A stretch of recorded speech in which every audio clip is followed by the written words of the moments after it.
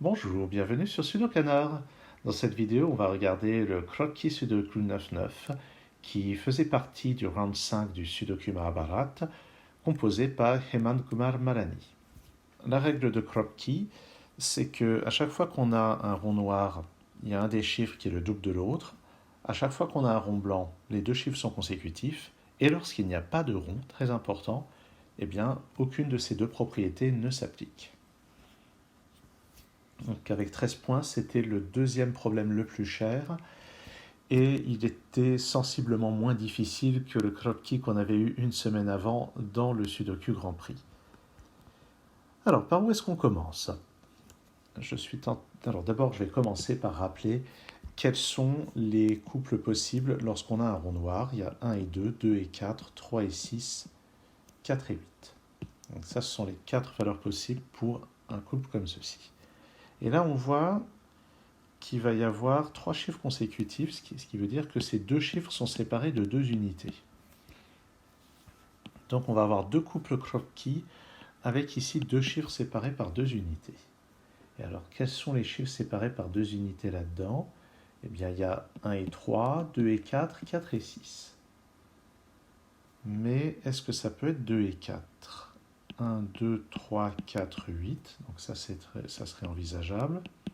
Donc une chose envisageable, ça serait ça. 1, 2, 3, 4, 8. 1 et 3, ça n'est pas possible parce que 1 serait à côté de 2 dans les deux cas. Est-ce qu'on peut avoir 4 et 6? Si je mets, mettons, 4, 5, 6, ça va me mettre un 3 ici, 2 ou 8 là. Et en fait, cette éventualité n'est pas possible parce que si je fais ça, donc ça sera placé comme ça ou dans l'autre sens. Mais 2, 8 et 3 sont tous exclus à côté du 4. Puisque si c'était 2 ou 8, il faudrait un point noir ici. Et si c'était 3, il faudrait un point blanc ici. Donc ça, c'est un scénario qu'on ne peut pas envisager. Et le dernier scénario, c'est avec 6, 7 et 8 ici. Ce qui nous met un 3 là et un 4 là. Mais ça n'est pas envisageable parce qu'on a déjà un 4 sur cette ligne. Alors peut-être qu'il y a un autre endroit où on peut commencer de manière plus simple. Mais je crois me souvenir que c'est là que j'avais commencé. En tout cas, cette configuration attire l'attention forcément. Maintenant, il reste à décider, puisque c'est ça la seule configuration possible, dans quel sens on la met. Est-ce qu'on met avec le 1 ici ou le 8 là? Et là, c'est le même argument. Si j'avais un 8 ici, il y aurait un rond noir ici. Donc la seule configuration possible, c'est celle-là. Et dès le début, on a 5 chiffres placés dans la grille. Alors ensuite, n'oublions pas d'appliquer la règle négative, que j'ai déjà appliquée amplement, vous allez me dire. Le 6 ne peut pas être à côté du 3 puisqu'il n'y a pas de point noir. Donc je vais avoir le 6 ici ou là. Et une autre chose qu'on peut se dire tout simplement, c'est qu'ici on a un rond noir. Et les chiffres qui peuvent être autour d'un rond noir sont tous ceux-là. Et on voit qu'il n'y a plus que le 6 de disponible à cet endroit. Ce qui donne un 3 là. Maintenant, il nous reste à placer 5, 7 et 9. Mais puisqu'il n'y a rien ici, ça ne peut être ni 5 ni 9. Ni 7 ni 9, pardon, c'est un 5. Il nous reste à placer 7 et 9, mais à côté du 6, ça ne peut être que le 7. Et on a le 9 ici. Et voilà déjà tout un bloc complet. Ici, le voisin est 6 ou 8, mais 6 obligera à mettre un 3 ici, ce qui est doublement impossible. Donc ça va être un 8, et le point noir nous donne un 4. Ce point noir ici, maintenant, ça ne peut plus utiliser 8, 4 ni 3, donc ça ne peut être que 1 et 2, et le 2 n'est pas à côté du 4 puisqu'il n'y a pas de point noir. Donc on a 1, 2, ça donne aussi ce 2, et ceci c'est un 1 ou un 3, on y viendra plus tard. Avant ça, je voudrais repérer que là-dedans, il y a deux chiffres consécutifs, donc il y en a un des deux qui est pair, l'autre impair. Mais dans ce bloc, on a déjà 2, 4 et 8, donc le chiffre pair, c'est forcément un 6. Et il sera à côté d'un 5 ou d'un 7, et il faut faire attention, parce que le 4 ne peut pas être à côté du 5, le 8 ne peut pas être à côté du 7. Donc on va avoir ou bien 5 et 6 comme ceci, ou bien 6 et 7 comme ça. Là-dedans, il y aura le chiffre parmi 5 et 7 qu'on n'a pas encore, et un 9. Ici, il reste un certain nombre de choix, donc je ne vais pas m'y attarder. Là, c'est un 1 ou un 3, je vais quand même le mettre. Ici, il y a encore un rond croquis. Et vu les chiffres qui sont là, c'est forcément 4 et 8.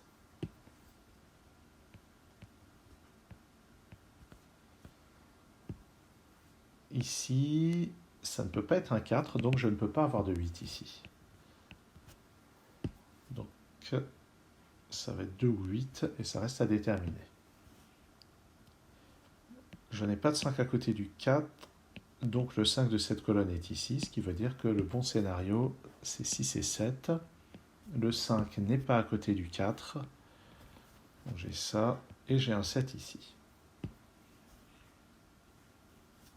En bas de cette colonne, il me faut un 6 et j'ai du mal à trouver quel chiffre manque, c'est un 9, c'est toujours un 9 quand j'ai du mal à trouver. Le 9 n'est pas à côté du 8, donc c'est comme ceci. Ce chiffre est voisin du 6, c'est pas un 7, donc c'est un 5. Et on a donc 1 ou 3 ici. Et on n'a pas encore la réponse. Ici, à côté du 6, c'est 5 ou 7.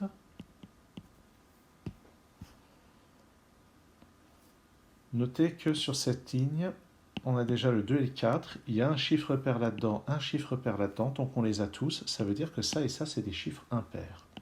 Donc ça, c'est un chiffre impair. À cause du 2 et du 4 et de l'absence de points, ça n'est ni 1, ni 3, ni 5. Donc c'est 7 ou 9. Ici, ça n'est ni 3 ni 5, donc c'est 1, 7 ou 9. Ici, vous voyez qu'on a 4 chiffres consécutifs. C'est peut-être pas le bon moment pour y réfléchir. Je vais faire une autre remarque là-dessus. C'est que le 1 ne peut pas être avec un point, sinon il serait avec le 2, et le 2 est déjà sur la ligne. Donc ça, c'est un 1.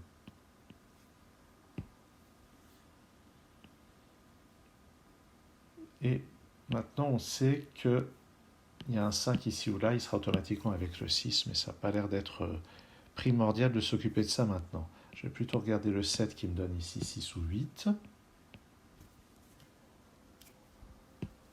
Le chiffre ici va être 5, 7 ou 9, mais le 5 n'est pas disponible, donc c'est 7 ou 9, ce qui crée une paire 7 et 9 dans la colonne.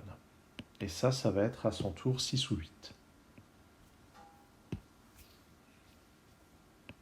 Qu'est-ce qu'on a sur cette paire Kropki? Ce qui est sûr, c'est que je ne peux pas avoir de 4 parce qu'il serait accompagné... Alors, pardon, je ne peux pas avoir de 4 ici, mais je peux avoir un 4 ici. C'est peut-être trop tôt pour s'occuper de ça. Sur cette ligne, j'ai encore un Kropki. C'est ou bien 3 et 6, ou bien 4 et 8, à cause du 1 et du 2.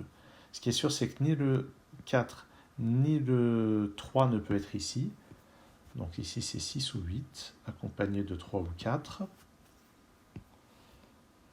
Et notez que puisque 1, 2 et 5 sont déjà utilisés, à côté du 3 et du 4, ici, c'est forcément 4 ou 3 à son tour. Et pour compléter la ligne, ici, c'est 9 ou 7. Et ça nous donne un dénouement, puisque ce chiffre est encadré par un 7 et un 9. Ou plutôt, ce chiffre est voisin d'un 7 ou d'un 9, sans rond, ça ne peut donc pas être le 8. Lui, c'est donc le 6, ça élimine ce 7. J'ai donc ce 7, le 9 en haut. J'ai le 8 ici qui est accompagné d'un 4 puis d'un 3. Un voisin du 8 qui n'est pas le 7, c'est donc forcément le 9.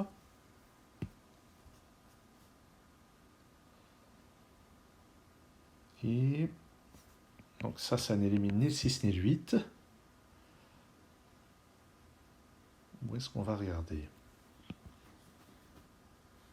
Ce Kropki n'utilise ni le 4 ni le 2, donc il ne peut pas y avoir 1 ou 8, c'est forcément 3 et 6. À côté du 2, ça ne peut pas être le 3. Ça me donne le 3 et le 1, là-haut.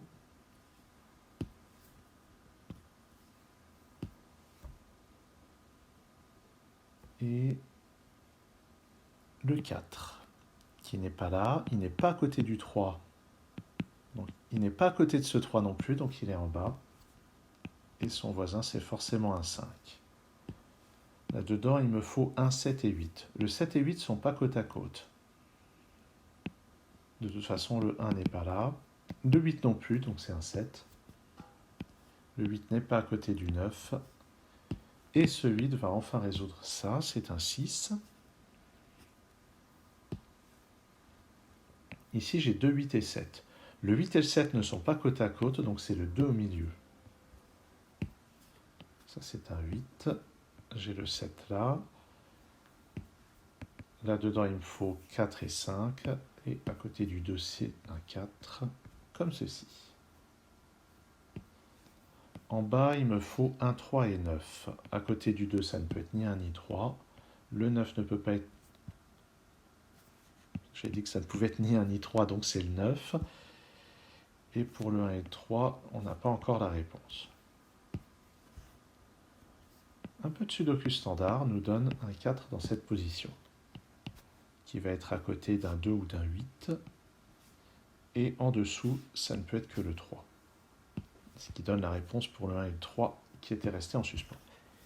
Ici, il nous faut 1, 2 et 5. Le 1 et le 2 ne seront pas côte à côte, donc j'ai le 5 au milieu. Et je n'ai pas encore la réponse pour le 1 et le 2. Alors par contre, le 8 qui est ici vient là. Ça ne peut plus être qu'un 1, à la fois parce qu'il est à côté du 4 et à cause de ce 2. Ça me donne ces chiffres.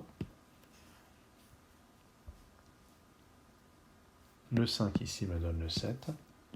Et les deux derniers chiffres de la ligne sont 2 et 9.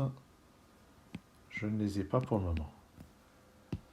Ici, il me faut un 5 et 6. Le 5 et 6 sont côte à côte. Il y a un 6 ici. Et ce 1 m'interdit le 2 juste au-dessus. Toujours par la règle négative du Kropki. Ces deux chiffres doivent être 3 et 4.